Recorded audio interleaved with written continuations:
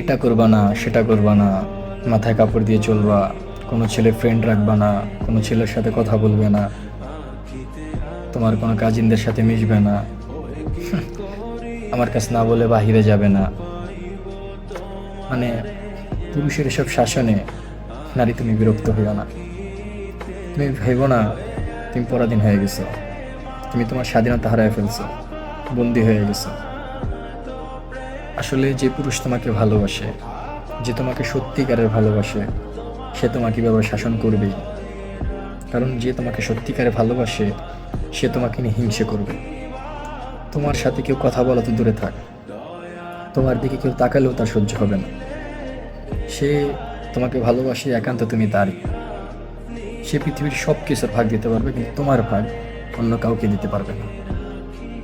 যে মানুষটা তোমাকে এভাবে শাসন করে সে মানুষটা সত্যিই তোমাকে ভালোবাসে। তাই বলি, তুমি পুরুষের এসব শাসনে বিরক্ত হইও না, তাকে ভালোবেসো। মনে রেখো তুমি সঠিক মানুষ পেয়েছো, এমন মানুষ হারিয়ে ফেলো না, খুব যত্ন করে আগলে রেখো।